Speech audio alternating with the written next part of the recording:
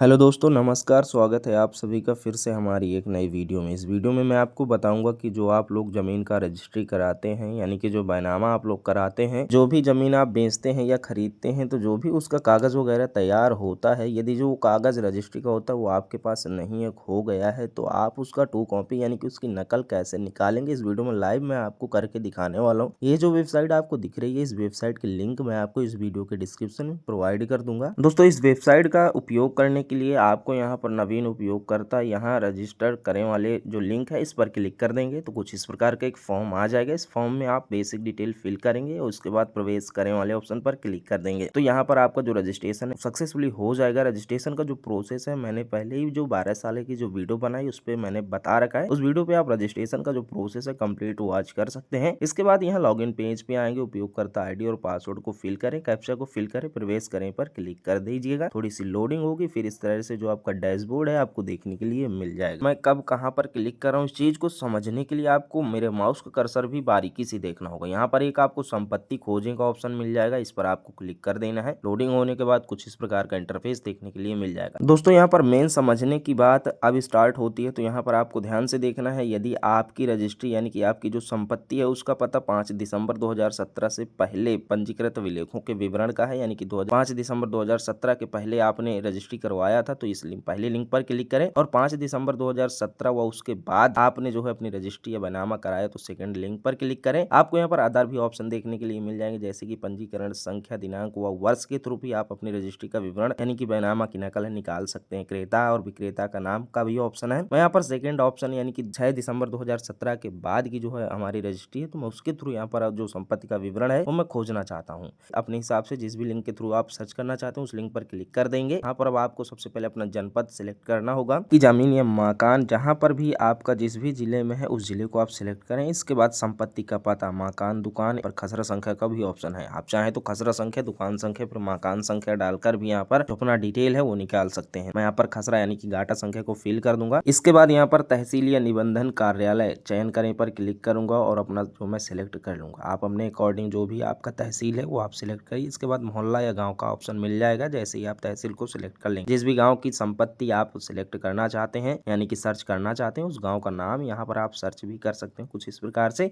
या फिर लिस्ट में से आप सिलेक्ट कर सकते हैं। गांव का नाम सिलेक्ट करने के बाद नीचे आप देखेंगे कि जो संपत्ति खोजने हेतु कार्यालय है वो ऑटो सिलेक्टेड आपको देखने के लिए मिलेगा और नीचे आएंगे। अब आप यहाँ पर वर्ष को सिलेक्ट करेंगे। दोस्तों, यहाँ वर्ष चयन करें पर जैसे ही आप क्लिक करेंगे तो यहाँ पर मैंने 2017 के बाद का विवरण सिलेक्ट किया था, इसलिए 17 के बाद का ईयर आ रहा है। हमारी रजिस्ट्री 2025 की थी, इसलिए मैंने वर्ष में 2025 फिल किया और इसके बाद कैप्चा कोड जो आपको दिखाई दे आपके केस में वो आप फिल कर दीजिए और विवरण देखें वाले बटन पर ये जो ऑप्शन है इस पर क्लिक कर दीजिए। यदि आपको इस प्रकार का विवरण उपलब्ध नहीं है, एरर देखने के लिए मिल रहा है कि आपने कुछ डिटेल जो है यहाँ पर गलत फिल किया होगा, तब आपको वहाँ पर विवरण नहीं दिखाया गया। बैक आता हूँ और अपने द्वारा भरे गए डिटेल्स को चेक करता हूँ तो यहाँ पर जो हमारा खसरा संख्या था दोस्तों वो हमने गलत फिल किया था। सही फिल करके विवरण देखने वाले बटन पर दोबारा से मैं क्लिक करूंगा तो आप देखेंगे कि उस खसरे में जो भी क्रेता और विक्रेता होंगे उनका पूरा का पूरा डिटेल आपको इस प्रकार से देखने के लिए मिल जाएगा, जहाँ पर आपको सबसे पहले पंजीकरण वर्ष और पंजीकरण संख्या देखने के लिए मिलेगी। इसके बाद पक्षकार का नाम, क्रेता और विक्रेता दोनों आपको देखने के लिए मिलेंगे। पक्षकार है उनका पता भी देखने के लिए मिलेगा, संपत्ति का विवरण भी देखने के लिए मिलेगा डिटेल में, और यहाँ पर आपको खसरा या मकान या फिर दुकान संख्या भी देखने के लिए मिल जाएगी। और इसके बगल में आपको पंजीकरण की दिनांक और विलेख पत्र का प्रकार आपको देखने के लिए मिल जाएगा। यहाँ पर आपको पूर्ण विवरण का एक ऑप्शन मिल जाता है और स्कैन लेख पत्र देखने का एक ऑप्शन मिल जाता है। यदि आप पूर्ण विवरण देखना चाहते हैं तो जिस भी व्यक्ति का देखना चाहते हैं उसके सामने चयन करें वाले बटन पर क्लिक करें। पक्षकार का जो है यहाँ पर पूरा का पूरा विवरण जो है रजिस्ट्री या बैनामा का लेकर जो भी विवरण होगा आपको देखने के लिए मिल जाएगा। कुछ इस प्रकार से आप सारी डिटेल्स उसकी चेक कर सकते हैं। और यदि आप लोग यहाँ पर जो बैनामा या रजिस्ट्री करवाते हैं उसकी आप नकल या कॉपी देखने के लिए आपको यहाँ पर राइट साइड में दिया जाता है स्कैन लेख पत्र। देखें दोस्तों, यहाँ पर जिस भी कैंडिडेट का जो है आप क्रय विक्रय का डिटेल या फिर रजिस्ट्री या फिर बैनामा का जो डुप्लीकेट कॉपी होता है वो आप निकालना चाहते हैं उसके सामने जो आपको चयन करें का बटन दिख उसी नाम के सामने आपको चयन करें वाले बटन पर क्लिक क्लिक कर देना है, देन ओके करना है। कुछ इस प्रकार का जो फॉर्म है आपके सामने ओपन होकर आ जाएगा। इसमें यहाँ पर आपसे सबसे पहले आवेदनकर्ता का नाम हिंदी में पूछेगा, आपको अपना नाम टाइप कर देना है। इसके बाद यहाँ पर इंग्लिश में ऑटोमेटिक आपकी आईडी के थ्रू आपका जो नाम है वो टाइप होगा कि आवेदनकर्ता के पिता का नाम यहाँ पर फिल करना है, आवेदनकर्ता का पता फिल करना है और उनका मोबाइल नंबर। और इसके बाद यहाँ पर जो नीचे आपको आगे बढ़े का ऑप्शन मिल जाता है, इस पर क्लिक कर देना है। ईमेल आईडी आपको यहाँ पर ऑप्शनल देखने के लिए मिलेगी, कोई मैंडेटरी नहीं है। यहाँ पर आपका जनपद, तहसील और उपनिबंधन कार्यालय ऑटो सिलेक्टेड होगा, आगे बढ़े वाली बटन पर क्लिक कर देंगे। अगले स्टेप में आपको यहाँ पर पंजीकरण का वर्ष और पंजीकरण संख्या देखने के लिए मिल जाएगी, यहाँ पर बुक संख्या देखने के लिए मिल जाएगी। तो यहाँ पर देख सकते हैं ऑटो सिलेक्टेड है, तो यहाँ पर विवरण प्राप्त करने वाले ऑप्शन पर हम क्लिक कर देते हैं। आपको भी सेम इसी तरह से जो है अपनी डुप्लीकेट नकल निकालनी है। रजिस्ट्री बैनामा पर क्लिक कर देंगे तो आप नीचे देखेंगे कि लेख पत्र का प्रकार और पंजीकरण का दिनांक, ये सारा डिटेल यहाँ पर ऑटोमेटिक उठा लिया गया है और फिल हो चुका है। अभी यहाँ पर आप और नीचे स्क्रॉल करेंगे तो यहाँ पर देख सकते हैं प्रथम पक्ष का विवरण और यहाँ पर द्वितीय पक्ष का विवरण। प्रथम पक्ष में बेचने वाला होगा और द्वितीय पक्ष में खरीदार होगा। तो यहाँ पर जिस कैंडिडेट का हमें निकालना है, हमें वही सेम डिटेल यहाँ पर दिखाए जा रहे हैं।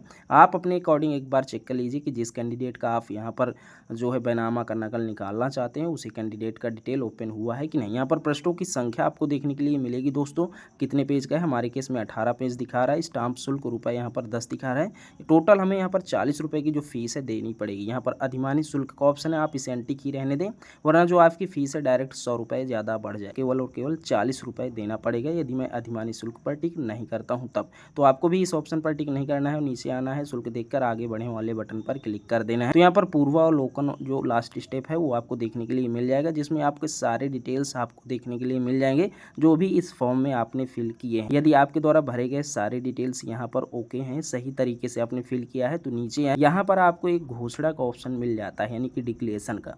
इस चेकबॉक्स को आप यहाँ से टिक करें और इसके बाद यहाँ ब्लू कलर से सुरक्षित की बटन है, इस पर क्लिक कर दीजिए। एक पॉपअप आ जाएगा तो यहाँ पर ओके कर देना है।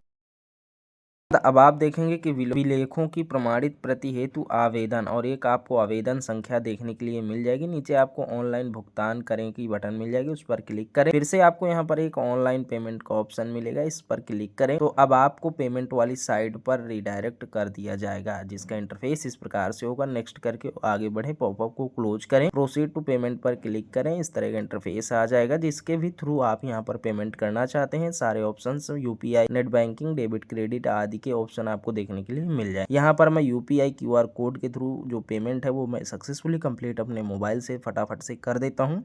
पेमेंट जैसे ही कंप्लीट हो जाएगा तो यहाँ पर आपको एक पॉपअप में देखने के लिए मिलेगा, your transaction status is success. Okay पर क्लिक करें। थोड़ा सा आपको वेट करना है। वेबसाइट के साथ किसी भी प्रकार का कोई छेड़छाड़ नहीं करना है, ना ही आपको जल्दबाजी में बैक आना है। बस आपको धैर्य बनाए रखना है। आपको आपकी वेबसाइट में डायरेक्ट रिडायरेक्ट कर दिया जाएगा। अब यहाँ पर आपका जो भुगतान विवरण है यहाँ पर देखने के लिए मिल जाएगा। जो भुगतान है सफलतापूर्वक हो जाएगा। भुगतान पावती को यानी कि पेमेंट रिसिप्ट को आप डाउनलोड कर लें और एक आवेदन संख्या भी आपको यहाँ पर देखने के लिए मिल जाएगी। वापस जाएं, ग्रीन कलर की यहाँ जो बटन है इस पर आप क्लिक कर देंगे। कुछ इस तरह का अगला इंटरफेस यानी कि आपका डैशबोर्ड आपके सामने इस प्रकार से ओपन हो जाएगा। यहाँ डैशबोर्ड में आप देखेंगे कि यहाँ पर जो विलेखों की प्रमाणित प्रतिलिपि वाला सेक्शन है, यहाँ पर आपको आपका एप्लीकेशन नंबर यानी कि आवेदन संख्या, आवेदक का नाम देखने के लिए मिल जाती है। यदि आपने भुगतान पावती पहले नहीं डाउनलोड करी तो अभी यहाँ पर आपको पावती रिसिप्ट डाउनलोड करने का जो बटन है वो मिल जाता है, क्लिक करके डाउनलोड कर सकते। अभी देखिए एप्लीकेशन स्टेटस पे लिखा हुआ है आवेदन लिपिक को प्रेषित किया गया है। तो अभी दोस्तों आपको क्या करना है, आप मेरी स्क्रीन पर देख सकते हैं मैं 18 तारीख को यह आवेदन किया हूं। अब मुझे 4 से 6 दिन का यहाँ पर वेट करना होगा। तो यहाँ पर आज 24 तारीख है। मैं वापस से पोर्टल पे लॉगिन करता हूँ। यहाँ संपत्ति खोजे पर मैं क्लिक कर दूंगा,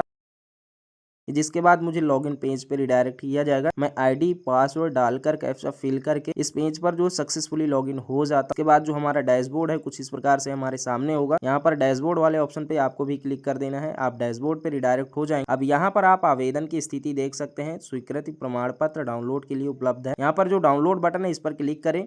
ये जो स्कैन कॉपी है आपको पीडीएफ फॉर्मेट में देखने के लिए मिल जाएगी। मैंने डाउनलोड कर लिया और यहाँ पर आपको दिखा भी रहा हूँ। जो पीडीएफ है मैंने ओपन कर लिया है। देख सकते हैं पेजों की संख्या यहाँ पे 18 है। 18 कॉपी यहाँ पर हमें मिल चुकी हैं जो हमारे बैनामा की नकल है, यानी कि रजिस्ट्री की जो डुप्लीकेट कॉपी सेव होती है आपके उपनिबंधन कार्यालय में, वो आपको यहाँ पर भेज दी जाती है। आप यहाँ पर इसका जिस रीजन से भी उपयोग करना चाहते हैं कर सकते हैं। आई होप दोस्तों कि वीडियो में दी गई इन्फॉर्मेशन आपको बहुत ही पसंद आई होगी। सो वीडियो अच्छी लगी है तो वीडियो को लाइक शेयर करिएगा और यदि चैनल पर पहली बार विजिट किए हैं तो चैनल को सब्सक्राइब करके बेल आइकन को ऑल पे प्रेस कर लें।